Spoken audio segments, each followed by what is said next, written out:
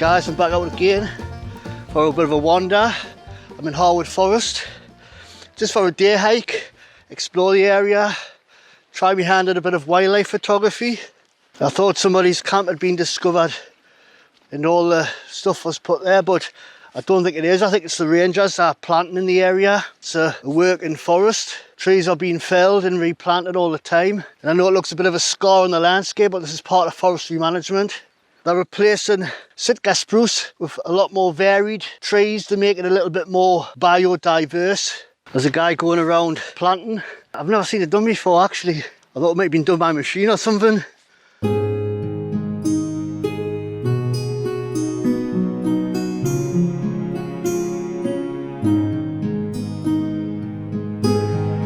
What I have seen is lots of birds, tiny little things. I think I saw a woodpecker as well, or a tree creeper or something.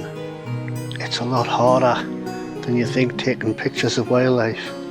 I never thought I'd see myself twitching in the forest.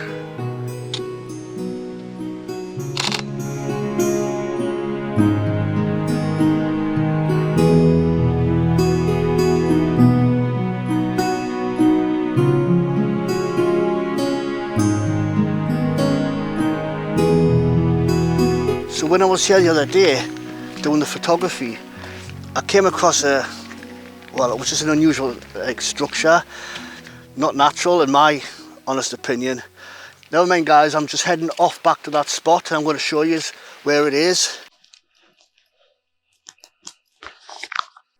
So you've got them two which have been broken from about 5 meters up. Could be the wind, keep an open mind. And then through there you've got more which is coming over from the same direction. So yeah, that could be the wind. But as these two trees come down, you've got all these other ones which look like they've just been pushed in from elsewhere. Very unusual.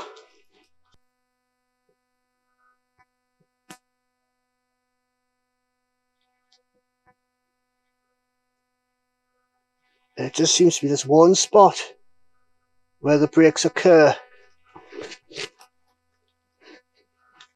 That one that's just through there underneath has come just from to the left of the two that have fallen from there. I don't know how well you're seeing this guys, but I mean look at that up there. That one is already, arcing over. Hasn't been snapped, but it's bent over. And it looks like it's been pinned in up there somewhere. Yes, it's very strange. And I thought about doing a wild camp here, but I've got me camp elsewhere. I've seen snapped trees before on the edge of the forest where it's exposed and the wind does blow quite a few of them over. This is right in one of the most sheltered parts of the forest. Maybe it's not all of them snapped here, but maybe it's dragged in and stuck there. Somebody could have done it, you know what I mean? And they're not sewn, they're broken. I just don't know what to make of it, guys.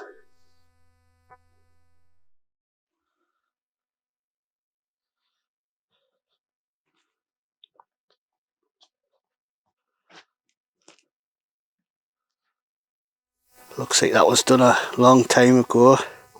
I mean, everywhere you look you'll find trees that have been snapped by the wind. I mean, look at that. How old is that?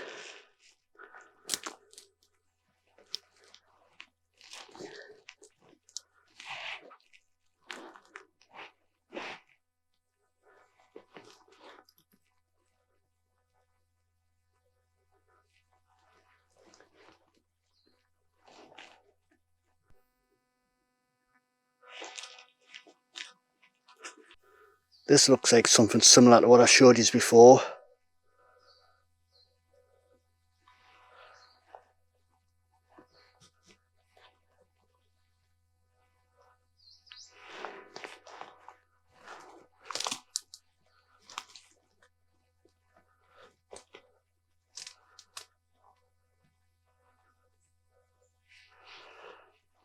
And over there you've got something similar.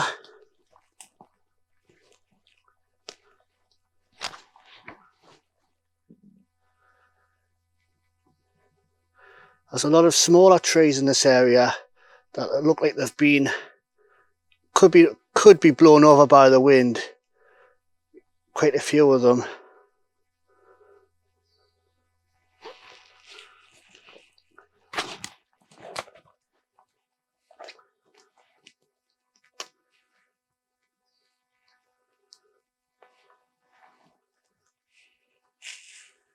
But it's just so strange, isn't it, that they're all facing the same direction. I'm just here looking for answers, and it just seems the more I look, I find more questions that need answered.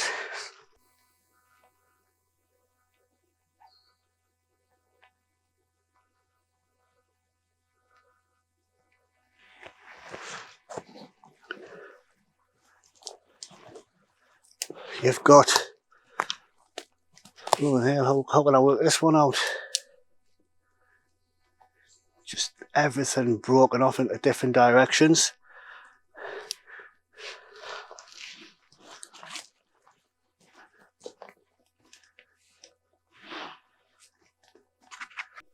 Yeah, I would say if there's a lot of trees over a wider area and they all seem to be going the same way, as in, you know, broken the same way, high winds coupled with snow on the top could have caused this. But some of the structures where they don't look natural, you've got like snaps towards each other, and then there's other trees just put in at right angles. And I would say the golden rule when you're wild camping is make sure you've got your camp sorted, you know where it is, your camp made up, because you don't want to be fumbling around in the dark looking for somewhere to camp, have it already done before it gets dark. It's a lot safer, because it is just so easy, you know, walking through here, you know, walking into something like this and putting your eye out. And when I find this tree, I know I'm near my camp. That's a beech tree. When I first used to come to the forest on my own, I used to get freaked out, and a lot of that was because I didn't, you know, what certain sounds were. You know, like a fox can make a lot of different sounds. It sounds like somebody screaming, you know, they can make so many different noises, which can really frighten you if you don't know what it is. Deer can bark and make noise. But there's still times where my imagination will run wild. You know, when I start thinking about the unknown and what could be lurking here. And I think there is a presence here. I think it's paranormal. You kind of grow with the forest once you connect with it. And I feel really connected with it. There's times,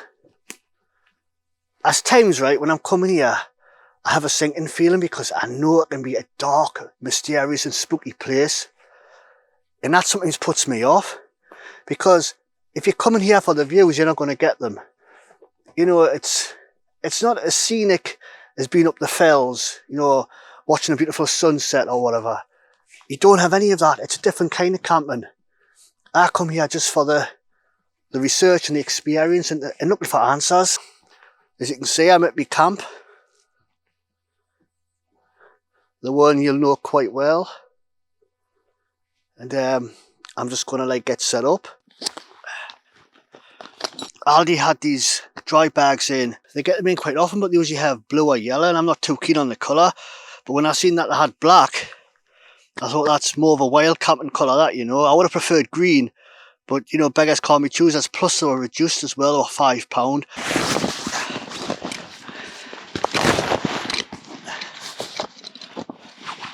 I've got my camping pillar. I've got a small tarp. And I've got some bungee cord, which makes putting a tarp up so much quicker and easier.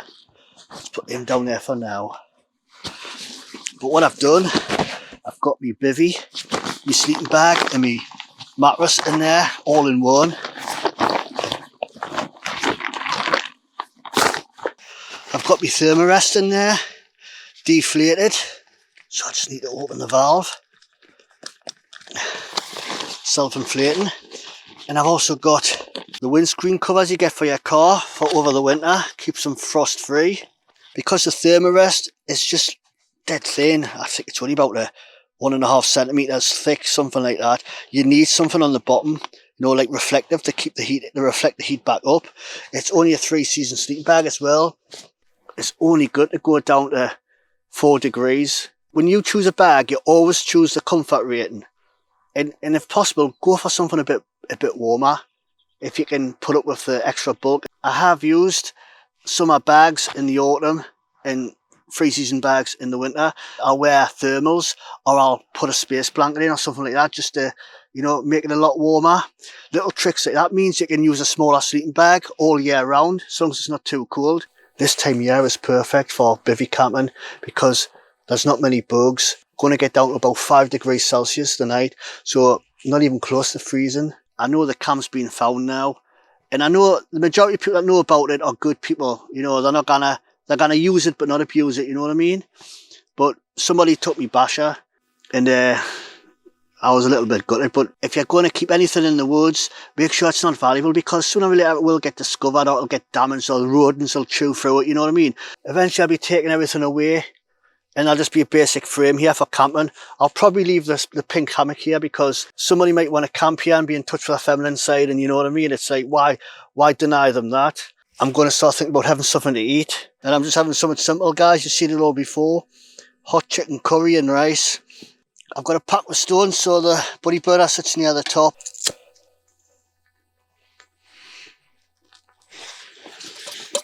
Quick and simple. And I think I'll just add that straight to the pot. You're supposed to microwave it, but I haven't got access to one. I'm all for simplicity, even if it is out of a tin.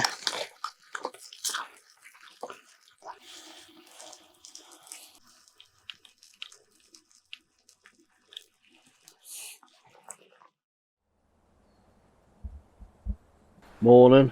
It was dark from about 4 o'clock last night till 7 this morning, and what a long time it is to be lying in your sleeping bag just listening and trying to sleep.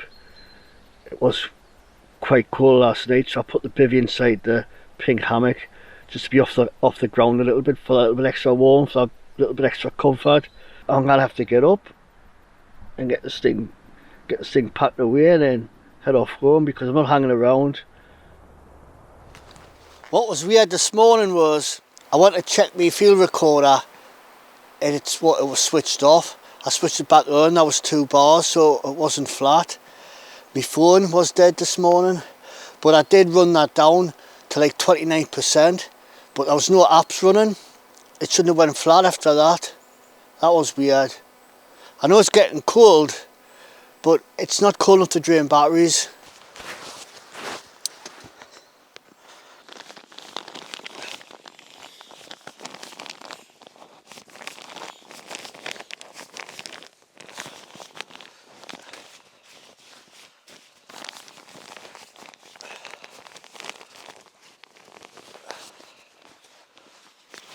So it's all just folded up roughly like that.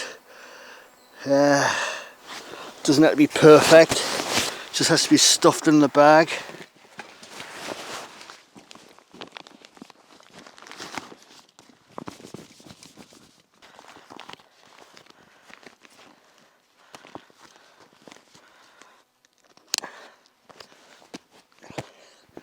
There you go, guys. Doesn't have to be perfect. And I'm sure I'll get a lot quicker the more I practice it.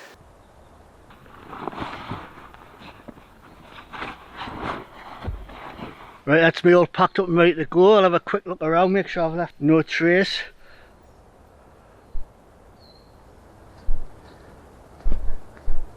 I'm nearly at the car and I don't want to give the location away, so I'll say goodbye and I'll catch you all on the next one. Get out and do it a while camping. You know it makes sense. You know it makes sense. It does.